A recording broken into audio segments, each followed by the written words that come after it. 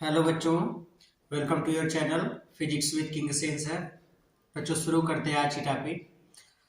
आज के इस वीडियो में हम लोग सीखेंगे कि सिस्टम ऑफ चार्ज के कारण इलेक्ट्रिक फील्ड कैसे कैलकुलेट करते हैं और सिस्टम ऑफ चार्ज कितने तरीके के होते हैं, कौन कौन से हैं, ये सारी बातें सीखने वाले हैं। बच्चों इसके पहले हम लोग सीखे थे कि एक पॉइंट चार्ज के कारण एक पॉइंट चार्ज, सपोज यहाँ पे एक कोई पॉइंट चार्ज है, इस पॉइंट चार्ज Q से R डिस्टेंस पर सपोज यहाँ पर कोई पॉइंट है P, तो इस चार्ज के कारण इस पॉइंट पर इलेक्ट्रिक फील्ड E होता था 1/4πε0 Q/r²। इतना इलेक्ट्रिक फील्ड होता है। तो ये इलेक्ट्रिक फील्ड कैलकुलेट करना हम लोग सीखे थे। जो इसी में अगर हम इलेक्ट्रिक फील्ड का डिस्टेंस के साथ एक ग्राफ बनाएं तो इलेक्ट्रिक फील्ड का डिस्टेंस के साथ ग्राफ कुछ इस तरीके से बनेगा। सपोज इधर r, इधर इलेक्ट्रिक फील्ड है, तो जैसे जैसे डिस्टेंस बढ़ेगी इलेक्ट्रिक फील्ड जी कम होती चली जाएगी, घटना शुरू करेगी। r अगर इन्फिनिटी की तरफ टेंड करेगा तो इलेक्ट्रिक फील्ड जीरो की तरफ टेंड करेगी। मतलब अगर r की वैल्यू इधर बढ़ाते चले जाए तो इलेक्ट्रिक फील्ड गिरना शुरू हो जाएगी, कम होना शुरू हो जाएगी। तो इसका ग्राफ बच्चों कुछ इस तरीके से बनेगा। ये इसका ग्राफ है, इलेक्ट्रिक फील्ड वर्सेस डिस्टेंस का ये ग्राफ है। ठीक है, तो ये इलेक्ट्रिक फील्ड वर्सेस डिस्टेंस का ग्राफ हुआ। बच्चों आज के इस वीडियो में हम लोग सीखेंगे कि मान लीजिए कि कहीं पर ऐसा कोई सिस्टम दिया गया है चार्ज का जहां पर एक से ज्यादा चार्ज है, एक से ज्यादा पॉइंट चार्ज है, तो सिस्टम ऑफ चार्ज के कारण इलेक्ट्रिक फील्ड कैसे कैलकुलेट करते हैं। तो शुरू करते हैं आज के इस टॉपिक को। इलेक्ट्रिक फील्ड हेडिंग लगाते हैं सबसे पहले। इलेक्ट्रिक फील्ड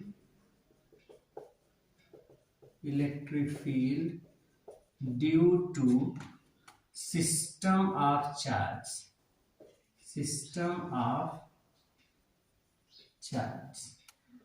आवेशों के निकाय के कारण वैद्युत क्षेत्र, आवेशों के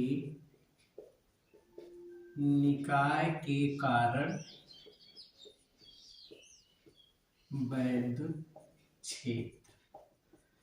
बच्चों सिस्टम ऑफ चार्ज के कारण इलेक्ट्रिक फील्ड कैसे कैलकुलेट करते हैं, तो सबसे पहले ये देखिए, सिस्टम ऑफ चार्ज के कारण इलेक्ट्रिक फील्ड कैलकुलेट करने के लिए सबसे पहले हम लोग समझते हैं सिस्टम ऑफ चार्ज है क्या।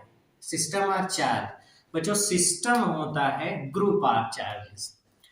ग्रुप ऑफ चार्जेस कहीं पर भी अगर किसी निकाय में या किसी स्थान पे अगर कई आवेश हैं तो आवेशों के इस समूह को ही हम लोग बोलते हैं सिस्टम ऑफ चार्ज। आवेशों के इसी समूह को ही क्या बोलते हैं, सिस्टम ऑफ चार्ज। अब सिस्टम ऑफ चार्ज में दो चार्ज भी हो सकते हैं या दो से अधिक भी हो सकते हैं। बच्चों आज जो हम लोग के इस वीडियो में इस टॉपिक में जो मेन टॉपिक है, मेन टारगेट हम लोगों को सीखना है वो है एक ऐसा सिस्टम ऑफ चार्ज जिसमें दो चार्ज होते हैं, दो पॉइंट चार्ज होते हैं, और उस सिस्टम का नाम है इलेक्ट्रिक डाइपोल। तो हम लोग बच्चों आज सबसे पहले इसी के बारे में सीखने वाले हैं कि इलेक्ट्रिकल डाइपोल, जिसको हम लोग बोलते हैं वैद्युत द्विध्रुव या इलेक्ट्रिकल डाइपोल। इलेक्ट्रिक डाइपोल क्या होता है या इलेक्ट्रिकल डाइपोल क्या होता है, इसी के बारे में समझना है। तो बच्चों इलेक्ट्रिक डाइपोल या इलेक्ट्रिकल डाइपोल ये सिस्टम ऑफ चार्ज है जिसमें दो चार्ज होते हैं, दो आवेशों का एक ऐसा निकाय होता है जिसमें परिमाण में समान किंतु प्रकृति में विपरीत आवेश। कंडीशन क्या है, सेम मैग्नीट्यूड के होने चाहिए, दोनों चार्ज सेम मैग्नीट्यूड के हो, और दोनों का नेचर अपोजिट हो। नेचर कैसा होना चाहिए, अपोजिट। अगर दो चार्ज सेम मैग्नीट्यूड के अपोजिट नेचर के हैं और एक दूसरे से बहुत कम दूरी पर रखे गए at a very close distance, अगर बहुत कम दूरी पर रखे गए दो आवेश हैं तो जो आवेशों का निकाय बनता है उसी को हम लोग बोलते हैं वैद्युत द्विध्रुव। फिर से सुनिए, वैद्युत द्विध्रुव आवेशों का एक ऐसा निकाय है जिसमें परिमाण में समान किंतु प्रकृति में विपरीत आवेश एक दूसरे से अल्पतम दूरी पर स्थित होते हैं। परिमाण में समान किंतु प्रकृति में विपरीत आवेश एक दूसरे से अल्पतम दूरी पर स्थित होते हैं। जैसे यहाँ पे मैंने एक इलेक्ट्रिक डायपोल लिया है जो कि -q और +q चार्ज से मिलकर बना है। बच्चों यहाँ पे दोनों आवेशों के परिमाण समान है q, उनकी प्रकृति विपरीत है। आवेशों के बीच की इस डिस्टेंस को 2l से दिखाते हैं। आवेशों के बीच की दूरी को 2l से दिखाते हैं। दोनों आवेशों को मिलाने वाली सीधी रेखा, दोनों आवेशों से होकर गुजरने वाली ये सीधी रेखा जो कि दोनों आवेशों से होकर के गुजरती है, ये लाइन, इस लाइन को, इस सीधी रेखा को हम लोग बोलते हैं एक्सिस ऑफ डायपोल। इसको द्विध्रुव का अक्ष बोलते हैं। और द्विध्रुव के इन्हीं दोनों आवेशों के बीच का ये जो बीचों बीच वाला पॉइंट होगा O, इसको हम लोग बोलेंगे मध्य बिंदु है द्विध्रुव का। अगर यहां से यहां तक की टोटल डिस्टेंस 2l है तो ये वाली डिस्टेंस l, ये वाली डिस्टेंस l हुई। द्विध्रुव के अक्ष के लंबवत द्विध्रुव के केंद्र से या मध्य बिंदु से होकर गुजरने वाली सीधी रेखा द्विध्रुव के अक्ष के लंबवत हो और इसके मध्य बिंदु से होकर गुजरने वाली सीधी रेखा, इस सीधी रेखा को ही हम लोग बोलते हैं इक्वेटर। क्या बोलते हैं? Equator of dipole. हिंदी में इसी को कहते हैं बच्चों द्विध्रुव का निरक्ष। द्विध्रुव का निरक्ष और ये क्या है? द्विध्रुव का अक्ष। तो ये अक्ष हुआ, ये निरक्ष हुआ। क्लियर हो गया? तो द्विध्रुव का अक्ष और निरक्ष हो गया। ठीक है बच्चों, अगर कोई पॉइंट यहां पे द्विध्रुव के अक्ष वाली लाइन पर होगा, सपोज ये वाला पॉइंट है P, अगर कोई पॉइंट द्विध्रुव के अक्ष वाली लाइन पर होगा तो उस बिंदु को बोलेंगे कि ये द्विध्रुव के लिए अक्षीय स्थिति में है। अक्षीय स्थिति में ये पॉइंट द्विध्रुव के लिए अक्षीय स्थिति में होगा। और अगर कोई पॉइंट द्विध्रुव के इस निरक्ष वाली लाइन पर होगा, निरक्ष वाली रेखा पर होगा, तो उस पॉइंट को, जैसे यहाँ पर P डैश पॉइंट को हम लोग बोलेंगे ये द्विध्रुव के लिए निरक्षीय स्थिति में है। निरक्षीय स्थिति में तो पॉइंट P अक्षीय स्थिति या एक्सियल पोजीशन पर होगा और पॉइंट P डैश निरक्षीय स्थिति या इक्वेटोरियल पोजीशन पर होगा। तो ये वैद्युत द्विध्रुव है।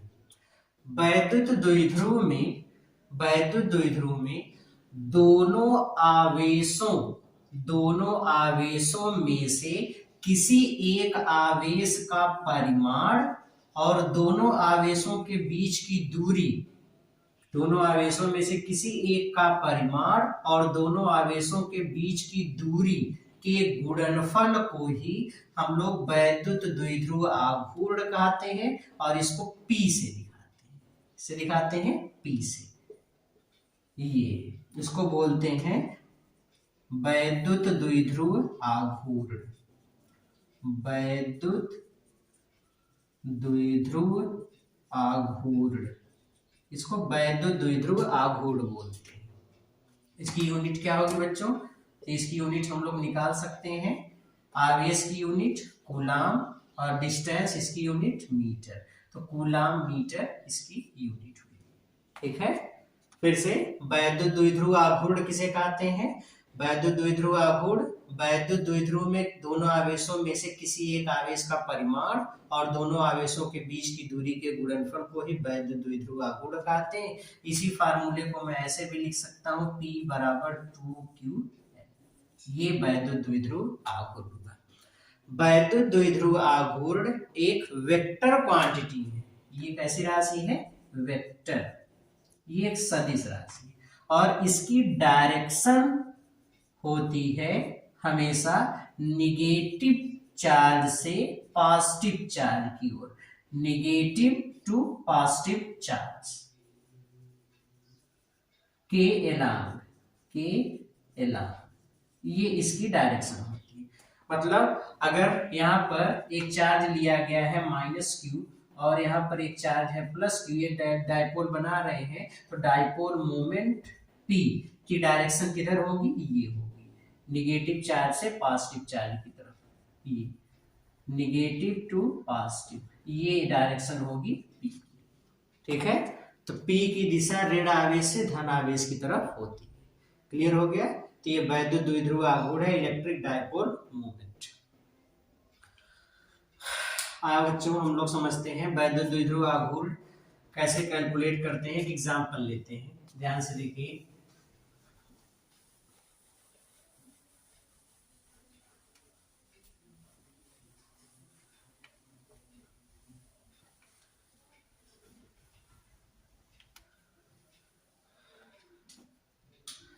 आ जाओ बच्चों, क्वेश्चन फर्स्ट, पहला एग्जांपल लेते हैं। मान लीजिए हमसे कहा दिया गया कि यहाँ पर कोई एक चार्ज है, इस चार्ज का मान है 5 माइक्रोकूलम, -5 माइक्रोकूलम। इससे 20 सेंटीमीटर की डिस्टेंस पर, सॉरी 2 सेंटीमीटर की डिस्टेंस पर एक दूसरा चार्ज है जिसका मैग्नीट्यूड है 5 माइक्रोकूलम। हमसे कहा दिया गया find electric dipole moment, electric dipole moment. हमको वैद्युत द्विध्रुव आघूर्ण P का मान ज्ञात करना है। तो P कैसे फाइंड करेंगे? अभी हमने बताया P कैसे फाइंड करते हैं। P का फार्मूला होता है 2QL, या मैं इसको लिख सकता हूँ P बराबर Q इंटू 2L। दोनों आवेश परिमाण में समान है, प्रकृति में विपरीत है, तो डाइपोल बनाएंगे। अगर डाइपोल बनाएंगे तो इनका एक डाइपोल मोमेंट होगा। इसकी डायरेक्शन किधर होगी बच्चों? निगेटिव चार्ज से पॉजिटिव चार्ज की तरफ। ये डाइपोल मोमेंट P की डायरेक्शन हो गई।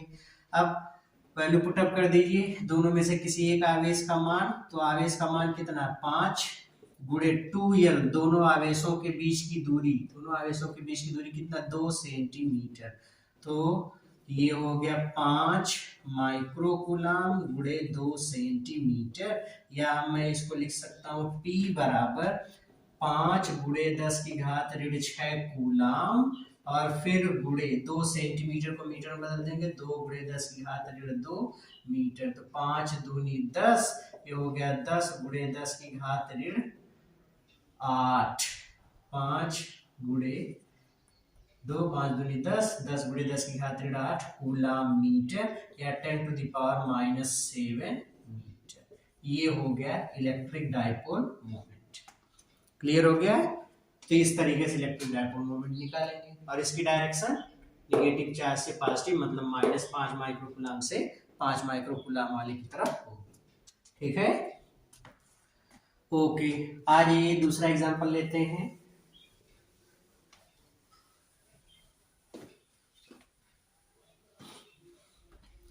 Question number 2। इस क्वेश्चन में देखो बच्चों, हमसे कहा दिया गया कि मान लो ये एक कोई समकोण त्रिभुज है, राइट एंगल ट्रायंगल है। ये वाला एंगल 90 डिग्री है, ABC। पॉइंट बी पर -2q माइक्रोकूलम का चार्ज है, पॉइंट ए पर +q और पॉइंट सी पर +q माइक्रोकूलम का चार्ज है। इंपॉर्टेंट क्वेश्चन है बच्चों, ये बीएचयू एंट्रेंस का एक क्वेश्चन है। इसमें हमसे कहा गया है क्वेश्चन में फाइंड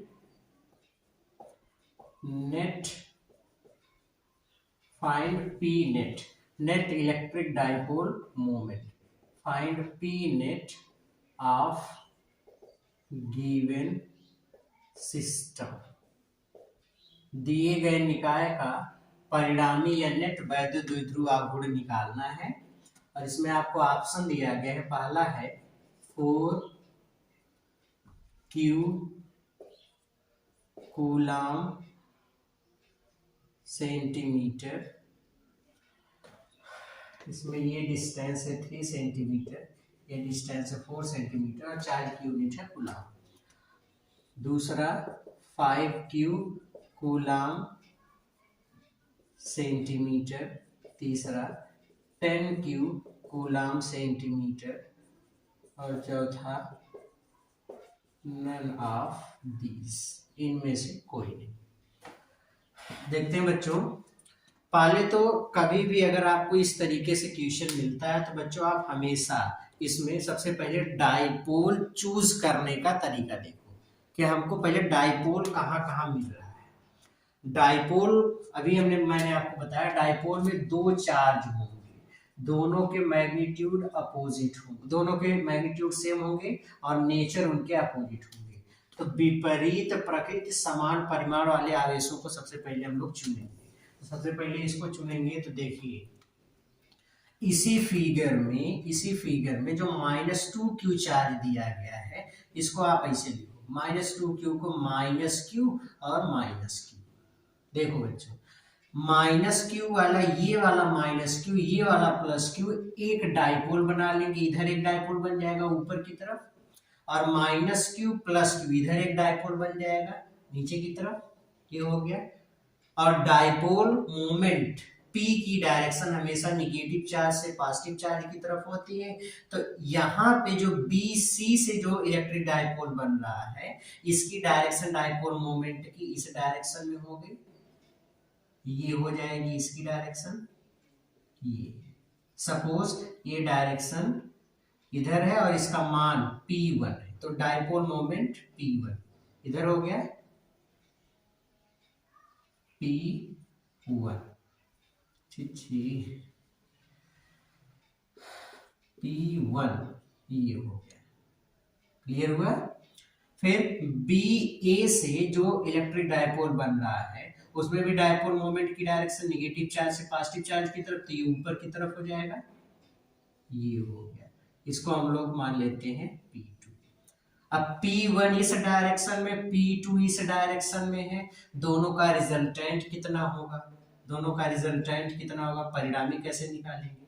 तो बच्चों दोनों वेक्टर एक दूसरे के परपेंडिकुलर हैं, 90 डिग्री पर हैं। अगर दो वेक्टर एक दूसरे के परपेंडिकुलर होते हैं, दो वेक्टर सपोज ये है, इधर है वेक्टर ए और इधर है वेक्टर बी, अगर दोनों एक दूसरे के परपेंडिकुलर है, इसका रिजल्टेंट ऐसे मिलेगा, ये रिजल्टेंट होगा, क्लियर हुआ। तो रिजल्टेंट ये होगा, और दोनों का जो रिजल्टेंट आएगा R, इसका मैग्नीट्यूड होगा √A² प्लस B², ये। तो बच्चों ये वाला फार्मूला हम लोग लगा देते हैं। ये फार्मूला एक्चुअल में आया है, इस फार्मूले से मैग्नीट्यूड रिजल्टेंट होता है A² plus B² plus 2AB cos theta, where theta is angle between A and B। तो यहाँ पे cos थीटा की वैल्यू 90 हो जाएगी, cos 90 0, ये टर्म 0 मिल जाएगा, तो ये वाली वैल्यू मिलेगी हमको। तो सेम चीज यहीं पर है, वही वाली चीज हम लोग लेते हैं। तो P1 P2 एक दूसरे के साथ राइट एंगल या 90 अंश पर है, तो नेट या रिजल्टेंट कितना हो जाएगा, तो इसकी वैल्यू निकालेंगे, तो ये हो जाएगा P नेट बराबर √P1² plus P2² plus 2P1 P2 cos 90 0 हो जाएगा। अब वैल्यू पुटअप कर लीजिए, पहले P1 हम लोग निकाल लें, P1 किसके बराबर होगा, यहाँ पे देख लेते हैं। P1 बराबर दोनों आवेशों में से किसी एक आवेश का परिमाण गुणे दोनों के बीच की दूरी कितना है, 4 सेंटीमीटर। तो ये हो जाएगा 4 सेंटीमीटर, मतलब ये आ गया 4Q कूलाम सेंटीमीटर। ये हो गया P1। इसी तरीके से P2 निकालेंगे तो P2 दोनों में से किसी एक आवेश का परिमाण और गुणे दोनों के बीच की दूरी कितना, 3 सेंटीमीटर। तो 3 सेंटीमीटर से गुणा कर दीजिए, तो ये हो जाएगा 3Q कूलाम सेंटीमीटर। ये हो गया P2 और ये हो गया P1। P1 P2 की वैल्यू पुटअप कर दीजिए, तो ये हो जाएगा अंडर रूट 4Q का स्क्वायर प्लस 3Q का square is equals under root 4Q का square 16Q square plus 9Q square is equals 25Q square, that means 5Q इतने कूलाम सेंटीमीटर। ये हो जाएगा इतने कूलाम सेंटीमीटर। तो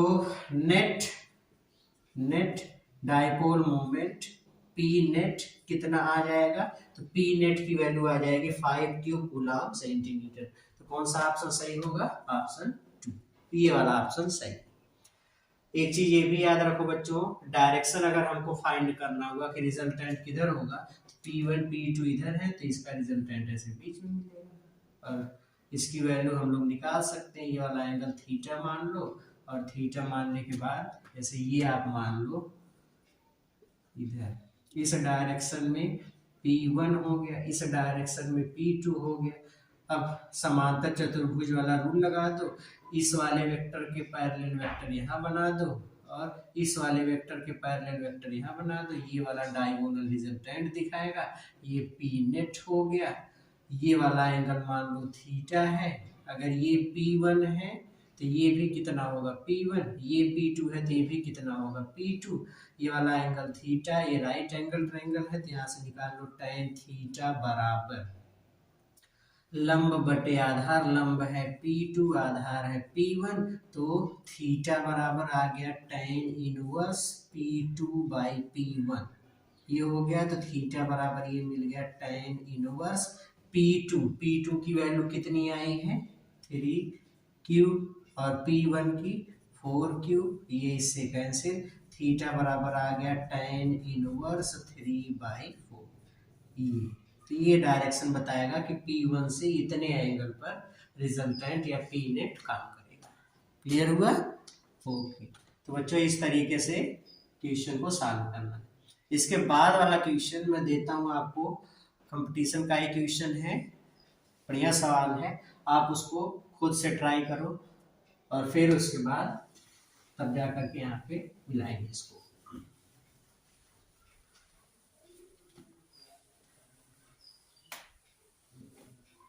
क्वेश्चन देखिए, आ जाओ बच्चों। इस क्वेश्चन में कहा दिया गया, क्वेश्चन नंबर 3 कहा दिया गया कि यहाँ पर एक कोई, यहाँ पे कोई ये एक समबाहु त्रिभुज लिया गया है, समबाहु त्रिभुज जिसकी सभी साइड्स इक्वल है और एक साइड की लेंथ है 1 मीटर, 1 मीटर ये, 1 मीटर ये, 1 मीटर ये, तीनों बराबर है।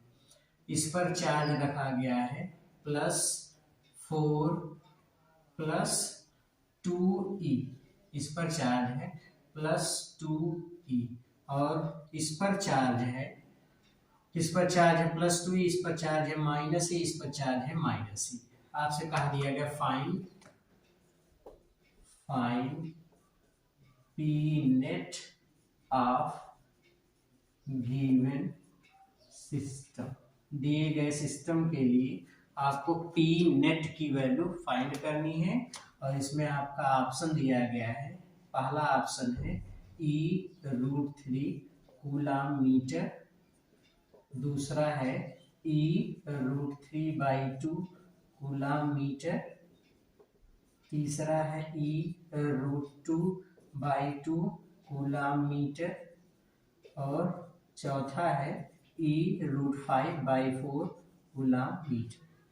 4 ऑप्शन दिए गए हैं, कौन सा ऑप्शन सही होगा ट्राई करते हैं। तो वीडियो को पास करके जल्दी से ट्राई करो। जो मेथड वही है, सबसे पहले आपको इसमें चुनना पड़ेगा कि इसमें आप सपोज करोगे, इसमें चूज करोगे कि कौन कौन से डाइपोल बन रहे हैं। पहले तो डाइपोल सेलेक्ट करना आ जाएगा तो क्वेश्चन सॉल्व हो जाएगा। यहाँ पे डाइपोल सेलेक्ट करोगे तो यहाँ पे देखिए ये एक डाइपोल बनेगा। इस 2e को आप कैसे लिख सकते हो, प्लस ई, तो प्लस ई माइनस ई एक डाइपोल इधर, माइनस ई प्लस ई एक डाइपोल इधर, तो दो डाइपोल बन जाएंगे। तो क्वेश्चन में पहले तो माइनस ई प्लस ई नाम दे देते हैं इसका A B C. A B के कारण जो डाइपोल बन रहा है उसमें डायरेक्शन किधर होगी, P1 की, ये हो गया P1, इस डायरेक्शन में नेगेटिव टू पॉजिटिव, BC से जो डाइपोल बन रहा है उसका भी डायरेक्शन नेगेटिव टू पॉजिटिव, इस डायरेक्शन में ये हो गया P2, ये हो गया P2। अब P1 P2 इधर है और दोनों वेक्टर के बीच का एंगल कितना है, 60 डिग्री, सब एंगल 60-60 होंगे। तो इसका रिजल्टेंट निकालोगे, इसका रिजल्टेंट कितना होगा।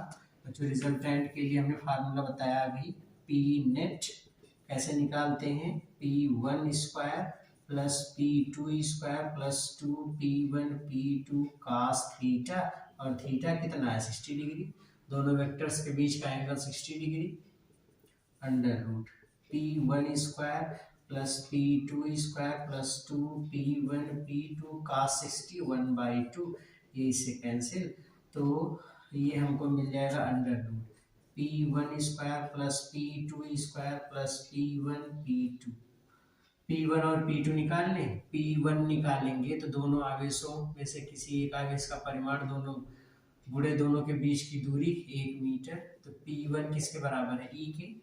वैसे P2 निकालेंगे तो P2 का मान दोनों में से किसी एक आवेश का परिमाण गुणे दोनों के बीच की दूरी 1 मीटर ही होगी, कितना हो जाएगा E।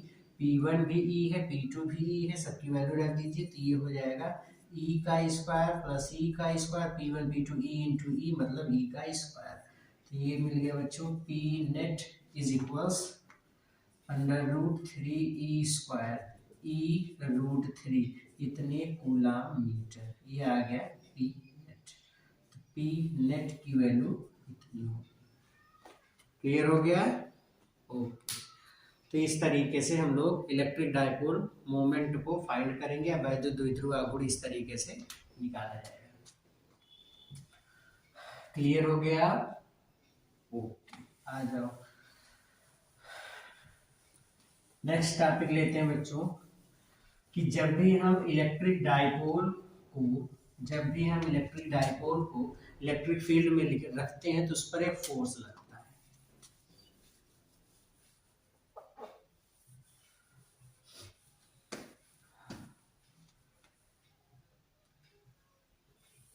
पहले तो हेडिंग लगाते हैं,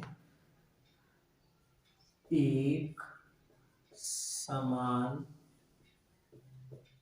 वैद्युत क्षेत्र में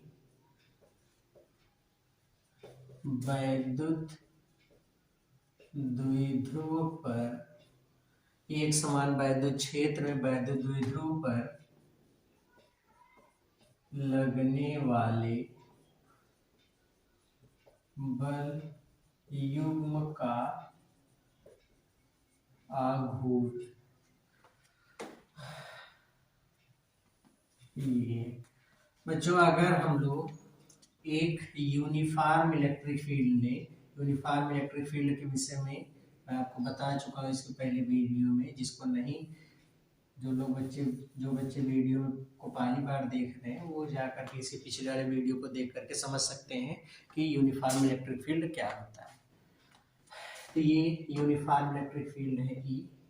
जब भी किसी डाइपोल को, सपोज ये एक इलेक्ट्रिक डाइपोल है, ये इलेक्ट्रिक डाइपोल जिनमें आवेश ये -q है, ये +q है और इनके बीच की डिस्टेंस 2l है।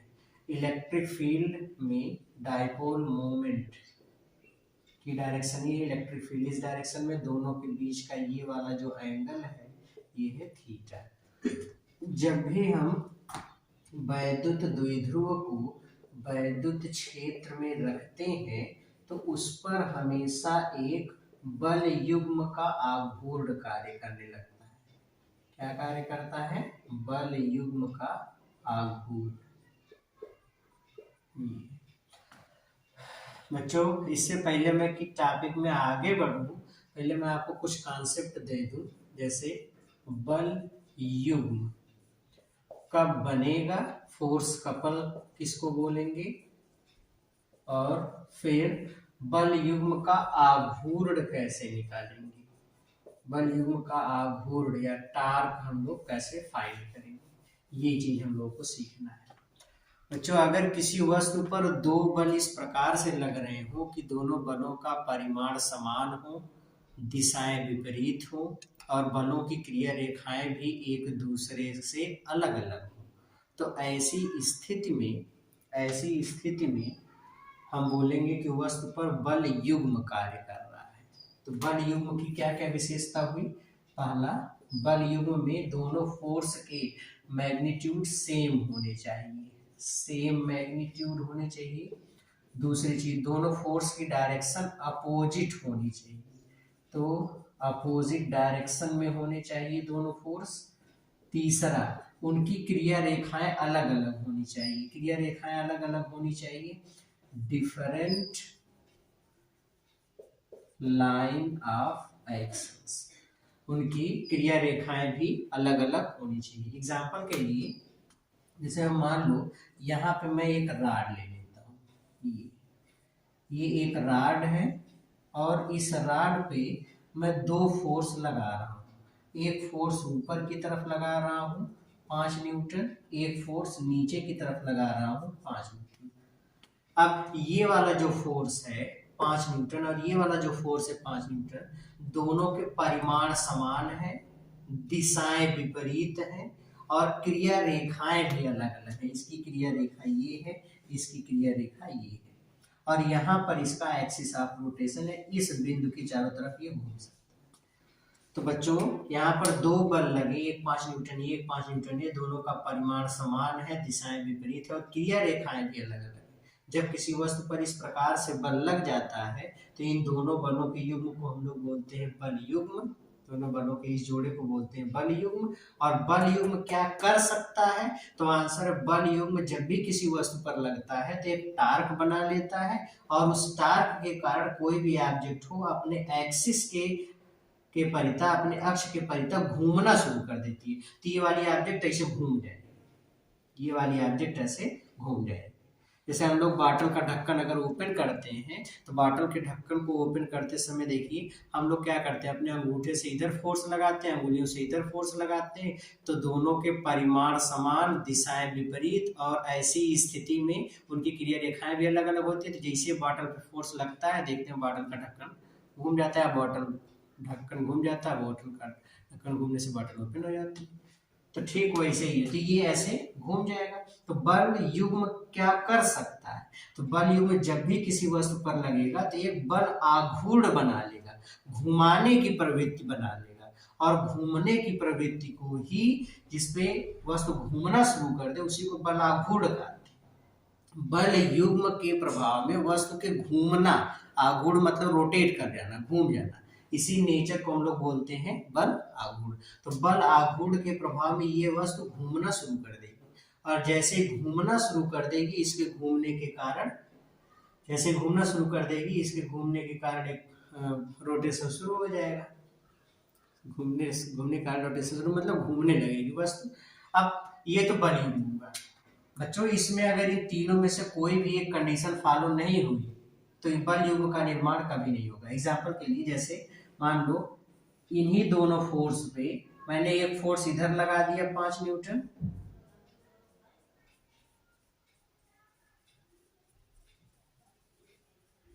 और एक फोर्स इधर लगा दिया 5 न्यूटन। दोनों बलों के परिमाण समान है, दिशाएं विपरीत हैं, लेकिन इस बार इनकी क्रिया रेखाएं एक ही, इनकी क्रिया रेखाएं एक ही है। और जब क्रिया रेखा एक ही हो गई तो ऐसी स्थिति में ये दोनों बल संतुलन में हो जाएंगे, इसमें हो जाएंगे संतुलन में, बैलेंस में हो जाएंगे। और जब बैलेंस्ड में हो जाएंगे तो इसी बल की, जब दोनों बलों का परिमाण समान हो, दिशाएं विपरीत हो और बल की क्रिया रेखा एक ही हो, तो ऐसी स्थिति में साम्यावस्था या संतुलन आ जाता है। तो इस समय ये जो वस्तु होगी ये संतुलन में हो जाएगी। इस समय किस स्थिति में हो जाएगी? संतुलन की स्थिति। ये बैलेंस वाली पोजीशन है, इस समय रोटेशन नहीं होगा। क्लियर हो गया? तो ये होता है बल युग्म। अब बल युग्म का आघूर्ण निकालते कैसे हैं? तो इसके लिए एक फार्मूला है, बल युग्म का आघूर्ण, बल युग्म का आघूर्ण। बल युग्म का आघूर्ण समझ में आ रहा बच्चों? बल युग्म के प्रभाव में किसी वस्तु के घूमने की, अपने वस्तु के अंदर घूमने की जो प्रवृत्ति आ जाती है उसी को बल युग्म का आघूर्ण कहते हैं। इसको हम लोग टार्क बोलते हैं, इसको टाउ से दिखाते हैं, ये सिंबल है टाउ का। बल युग्म का आघूर्ण होता है अब दोनों बलों में से किसी एक बल का परिमाण फिर गुणे दोनों बलों की क्रिया रेखाओं के बीच की लंबवत दूरी। ये जैसे मान लो कि एक ऑब्जेक्ट है ये, और इस ऑब्जेक्ट पर दो फोर्स लगे, एक फोर्स इधर लग रहा है 10 न्यूटन और एक फोर्स इधर लग रहा है 10 न्यूटन, और ये ऑब्जेक्ट इस एक्सिस के परिधि से रोटेट करती है। तो इसका जब फोर्स टार्क निकालेंगे तो टाउ दोनों बलों में से किसी एक बल का परिमाण फिर गुणे दोनों के बीच की लंबवत दूरी, दोनों बलों की क्रिया रेखाओं के बीच की लंबवत दूरी। तो इसकी लाइन ऑफ एक्शन ये है, इसकी लाइन ऑफ एक्शन ये है, दोनों के बीच की परपेंडिकुलर डिस्टेंस, मान लो ये वाली परपेंडिकुलर डिस्टेंस 5 सेंटीमीटर है, तो परपेंडिकुलर डिस्टेंस 5 सेंटीमीटर हुई, 10 में 5 का गुणा कर देंगे, तो आ जाएगा टाउ बराबर 50 न्यूटन मीटर। क्लियर हो रहा है? तो इस तरीके से बल युग्म का आघूर्ण निकालते हैं। आ जाओ बच्चों, हम लोगों की जो टॉपिक है एक समान वैद्युत क्षेत्र में वैद्युत द्विध्रुव पर लगने वाले बल युग्म का आघूर्ण। तो बल युग्म का आघूर्ण कैसे निकालेंगे? तो जब भी किसी, मैं फिगर को एक बार क्लियर बना थोड़ा सा,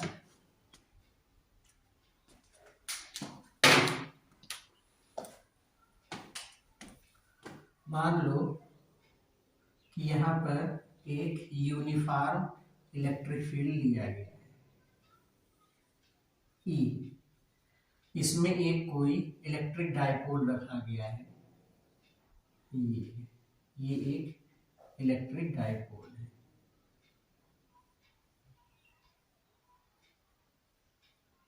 इसमें दो चार्ज है, ये वाला चार्ज -q और ये वाला चार्ज +q। बच्चों वैद्युत क्षेत्र में किसी आवेश पर बल लगता है, कितना बल लगता है? फोर्स होता है इलेक्ट्रिक फील्ड में चार्ज पर लगने वाला फोर्स, F बराबर q इंटू। डायरेक्शन के बारे में मैंने बताया था कि अगर पॉजिटिव चार्ज है तो पॉजिटिव चार्ज पर फोर्स हमेशा direction to the electric field की डायरेक्शन में फोर्स लगेगा, इस डायरेक्शन में फोर्स लगेगा और मैग्नीट्यूड कितना होगा? q into.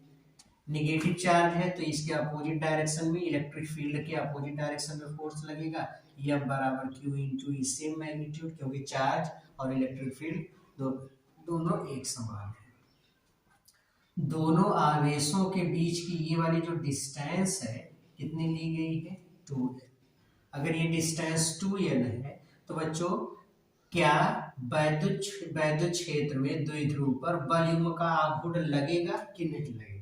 पहले इसको समझते हैं। तो बल युग्म के आघूर्ण में हमने बताया था, बल सबसे पहले वस्तु पर बल युग्म देखो, बल युग्म का मतलब दो बलों का जोड़ा रहना चाहिए, दो बलों का युग्म होना चाहिए। और वो आघूर्ण कब बनाएगा? उसके लिए 3 कंडीशन है, same magnitude, opposite direction, different line of action. तो यहाँ पर देखो आवेशों पर सेम बल लग रहा है, QE इस पर भी, QE इस पर भी, सेम फोर्स। फिर अपोजिट डायरेक्शन, एक फोर्स इस डायरेक्शन में, एक इधर है opposite direction, different line of action है। इस वाले फोर्स की लाइन ऑफ एक्शन ये है और इस वाले फोर्स की लाइन ऑफ एक्शन ये है। तो दोनों फोर्स की लाइन ऑफ एक्शंस अलग अलग है। तो ये एक बल युग्म बना रहे हैं और इस बल युग्म से बल युग्म का आघूर्ण बनेगा। तो बल युग्म का आघूर्ण बनेगा, तो बल युग्म का आघूर्ण होगा कितना, इसको हम लोग कैसे निकालते हैं, तो टाउ होता है दोनों बलों में से किसी एक बल का परिमाण फिर गुणे दोनों बलों के बीच की लंबवत दूरी, दोनों बलों में से किसी एक बल का परिमाण, मान लो दोनों बलों में से दोनों पर या फोर्स लग रहे थे, एक बल का परिमाण और फिर गुणे दोनों बलों की क्रिया रेखाओं के बीच की लंबवत दूरी। इसकी लाइन ऑफ एक्शन ये है, इसकी लाइन ऑफ एक्शन ये है, दोनों के बीच की परपेंडिकुलर डिस्टेंस के लिए नीचे एक लंब डाल दीजिए, ये तो नीचे हमने लंब डाल दिया, ये वाला एंगल हो गया 90 डिग्री।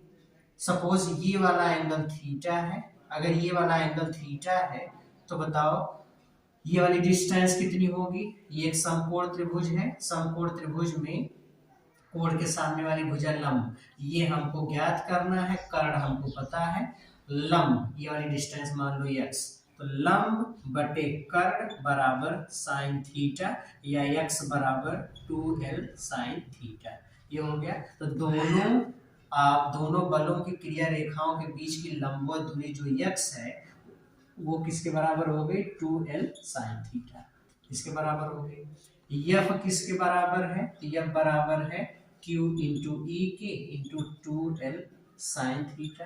बच्चों मैं इसको ऐसे लिख सकता हूँ q इंटू 2l इंटू ई साइन थीटा टाउ के बराबर, या टाउ बराबर q into 2l, q into दोनों आवेशों में से किसी एक आवेश का परिमाण है और गुणे दोनों आवेशों के बीच की दूरी है, और आवेश का परिमाण और आवेश के बीच की दूरी के गुणनफल को ही हम लोग क्या बोलते हैं, वैद्युत द्विध्रुव आघूर्ण, इसको P से दिखाते हैं, इंटू ई साइन थीटा। तो कितना टार्क काम करेगा, P ई साइन थीटा, इतना टार्क लगेगा। या हम लोग वेक्टर फॉर्म में लिखे तो टाउ बराबर कितना हो जाएगा, टाउ बराबर P क्रॉस ई, ये इसका वेक्टर फॉर्म है, सदिश रूप ये। तो बच्चों जब भी किसी भी वैद्युत द्विध्रुव को वैद्युत क्षेत्र में रख दिया जाता है तो उस पर एक बल युग्म के आघूर्ण या उस पर एक बल युग्म का आघूर्ण काम करता है, बल युग्म का आघूर्ण लगता है, और बल युग्म का आघूर्ण कितना काम करता है वैद्युत द्विध्रुव पर वैद्युत क्षेत्र में, टाउ बराबर पी ई साइन थीटा, इसके बराबर काम करता है। अब इसकी डायरेक्शन अगर हम लोग देखें तो डायरेक्शन निकालने का तरीका देखो, P क्रॉस ई, P क्रॉस ई हमको ये बता रहा है कि अपने अंगुलियों को, अपने पहले दाहिने हाथ की हथेली को ऐसे पूरा फैलाएंगे परपेंडिकुलर, ठीक है, और जिस डायरेक्शन में P है, जिस डायरेक्शन में P है उस डायरेक्शन में, जिस डायरेक्शन में P है उस डायरेक्शन में अपने चारों अंगुलियों को करो, और जिस डायरेक्शन में E है उस तरफ इस चारों उंगलियों को मोड़ दो, तो अंगूठा जिधर जाएगा वही डायरेक्शन हो जाएगी टार्क। जैसे मान लो ये इलेक्ट्रिक फील्ड है और इधर डाइपोल मोमेंट है P। अब अगर मैंने पूछा बताओ किधर काम कर रहा है, टार्क की डायरेक्शन किधर होगी, तो टार्क बच्चा अभी हमने बताया फोर्स, टार्क जो होता है किसी भी वस्तु को घुमाने की प्रवृत्ति है, वस्तु को घुमा देना, गोल गोल ऐसे रोटेशन करा देना। अगर कोई वस्तु ऐसे घूम रही है तो उसकी दो ही डायरेक्शन हो सकती है, या तो इधर चलेगा एंटी क्लॉकवाइज या इस डायरेक्शन में चलेगा क्लॉकवाइज, तो ये तो डायरेक्शन होगी, तो किस डायरेक्शन में टार्क काम करेगा, एंटी क्लॉकवाइज या क्लॉकवाइज। तो इसको अगर आप देखो तो हमने बताया कि पहले अपने दाहिने हाथ के पूरे पंजे को इसे लंबवत फैलाओ, फिर उसके बाद पहले P पड़ रहा है तो जिधर P है उधर चारों अंगुलियों को करो, ऐसे जिधर P है उधर चारों अंगुलियों को, और उससे E की तरफ जाओ, E की तरफ घुमाते समय अंगूठे को देखो वो किधर जा रहा है, जो डायरेक्शन अंगूठे की होगी, जो डायरेक्शन अंगूठे की होगी वही डायरेक्शन इस पर टार्क की होगी। तो टार्क किस डायरेक्शन में काम करेगा, अंदर की तरफ, ठीक ने। तो और यहाँ पे किधर से किधर चलना है, इस डायरेक्शन P से E, मतलब ये नीचे की तरफ, ये कौन सी डायरेक्शन हो गई, क्लॉकवाइज। तो क्लॉकवाइज को चलेंगे, तो हमेशा P इधर है, E इधर है। जैसे अगर हम बोले तो इस पर टार्क जो लगेगा जिसकी डायरेक्शन अंदर की तरफ है वो वस्तु को किधर घुमा रहा है, तो ये इस डायरेक्शन में, ये इधर घुमा रहा है नीचे की तरफ, P से E, P से E, P इस डायरेक्शन में है, ये डायरेक्शन है P की ये, और E इस डायरेक्शन में, तो P से E की तरफ, P से E की तरफ इसको ऐसे घुमा। और अगर मैं इसको डायपोल ऐसे मानूं तो P से E की तरफ घूमने के बाद ये आ रहा है, ये इस तरीके से इसको घुमा रहा है। क्लियर हो गया?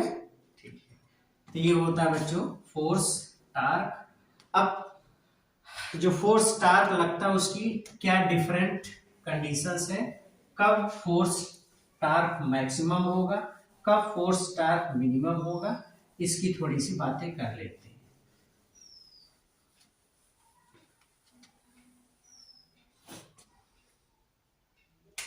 इलेक्ट्रिक फील्ड में जब भी किसी डायपोल को रखा जाता है तो डायपोल को रखने पर उस पर एक फोर्स टार्क लगता है, और टार्क होता है P क्रॉस E, इसके इक्वल, या हम इसको बोल सकते हैं tau is equals PE sine theta, जहां थीटा क्या है, angle between P vector and E vector. Dipole moment P और इलेक्ट्रिक फील्ड E के बीच का एंगल है। ओके बच्चों, ये टार्क क्या करता है, तो इसको मैं यहाँ पे लिख देता हूँ, इंपॉर्टेंट लाइन है कि हमेशा वैद्युत क्षेत्र में वैद्युत द्विध्रुव पर लगने वाले बलयुग्म का गुण द्विध्रुव को वैद्युत क्षेत्र की दिशा में संरेखित करने का प्रयास करता है। क्या करता है, वैद्युत क्षेत्र की दिशा में संरेखित, उसको इलेक्ट्रिक फील्ड की डायरेक्शन में ले आने की कोशिश करता है। जैसे अब मान लो कि यहाँ पर इलेक्ट्रिक फील्ड बना हुआ है, ये इलेक्ट्रिक फील्ड की डायरेक्शन है ये, और ये नेगेटिव चार्ज पॉजिटिव चार्ज से मिलकर बना कोई इलेक्ट्रिक डायपोल है, तो इस पर इधर फोर्स लगेगा QE, इस पर इधर फोर्स लगेगा QE, दोनों की डायरेक्शन अपोजिट है, तो ये ऐसे घूम जाएगा। जैसे ये अगर मैं इसको बोलूं कि ये डायपोल है, जब इस पर डायपोल पर ऐसे फोर्स का टार्क काम करेगा तो ये ऐसे घूम जाएगा, और घूम करके ये इधर चलने की कोशिश कर रहा है, ये इधर आने की कोशिश कर रहा है। जैसे ही ये घूमते घूमते ये डायपोल जैसे ही इस स्थिति में आएगा, ये इस स्थिति में आएगा, इधर -Q इधर +Q, इस सिचुएशन में जैसे ही आया, अब देखो निगेटिव टू पॉजिटिव ये डायरेक्शन हो गई P की। गंदा फिगर बन गया है, मिनट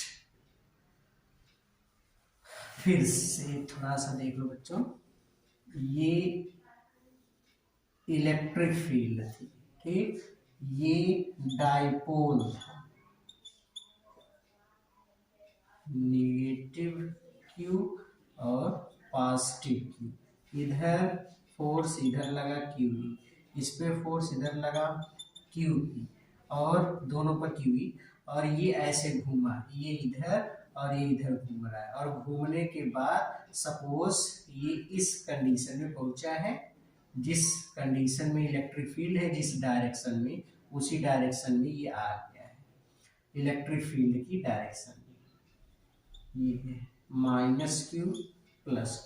तो बच्चों अब जो डायपोल मोमेंट होगा P वो इस डायरेक्शन में होगा, और इलेक्ट्रिक फील्ड भी इस डायरेक्शन में है। जब दोनों सेम डायरेक्शन में है, तो दोनों के बीच का एंगल कितना हो गया, 0 डिग्री। और जब दोनों के बीच का एंगल 0 डिग्री हो जाएगा, ऐसी स्थिति में टार्क कितना लगेगा, टार्क हो जाएगा PE साइन 0 डिग्री, और साइन 0 की वैल्यू कितनी होती है 0, तो टार्क कितना हो जाएगा 0, मतलब कोई बलयुग्म का आघूर्ण नहीं लगेगा। अब समझो, मान लो कि इलेक्ट्रिक फील्ड ऐसे बना हुआ है, इधर से इधर इलेक्ट्रिक फील्ड है, डायपोल को ऐसे मैंने तिरछा रख दिया, तो ये डायपोल को घुमाने की कोशिश करेगा, इस पर एक फोर्स टार्क लगाएगा और टार्क के कारण ये ऐसे घूमेगा, घूमते घूमते जैसे इलेक्ट्रिक फील्ड की डायरेक्शन में आया, अब इस पर टार्क लगना बंद हो गया। टार्क का नेचर है वस्तु को घुमाना, और जब टार्क लगेगा ही नहीं तो ये घूमना बंद कर देगा, और जब घूमना बंद कर देगा तो इसे रुक जाएगा, तो यहाँ पर रुक जाएगा। तो फोर्स टार्क ने क्या काम किया, तो आंसर टार्क ने यही काम किया कि डायपोल को घुमाकर इलेक्ट्रिक फील्ड की डायरेक्शन में ले आया, क्योंकि जैसे इलेक्ट्रिक फील्ड की डायरेक्शन में आया उसके बाद इस पर टार्क ही नहीं लग रहा, और टार्क नहीं लग रहा तो इसका मतलब क्या बोलेंगे कि इस पर इसने मतलब वैद्युत क्षेत्र की दिशा में लेकर छोड़ दिया। तो जब भी किसी वैद्युत द्विध्रुव को वैद्युत क्षेत्र में रखते हैं तो उस पर बलयुग्म का आघूर्ण लगता है, और वो बलयुग्म का आघूर्ण इस वस्तु को घुमा करके वैद्युत क्षेत्र की दिशा में जाता है, और जैसे वैद्युत क्षेत्र की दिशा में ले आया उसको यहीं पर रख करके छोड़ देता है। अब इस पर फोर्स नहीं लगेगा, टार्क नहीं लगेगा, तो टार्क नहीं लग रहा है तो हम बोलेंगे कि ये अब वैद्युत क्षेत्र की दिशा में। तो हमेशा पूछ लिया, विद्युत क्षेत्र में वैद्युत द्विध्रुव पर लगने वाले बल युग्म का आघूर्ण क्या करता है, तो आंसर है द्विध्रुव को वैद्युत क्षेत्र की दिशा में संरेखित करने का प्रयास करता है। क्लियर हो गया? ओके, तो ये बच्चों आज की टॉपिक है। अभी हम लोग इसके बाद वाले टॉपिक में ये डिस्कस करेंगे कि कब फोर्स या कब टार्क मैक्सिमम काम करता है डायपोल पर, और कब टार्क मिनिमम काम करता है, और इस पर कुछ क्वेश्चंस को देखेंगे। तो तब तक पढ़ते रहिए, मेहनत करते रहिए। All the very best.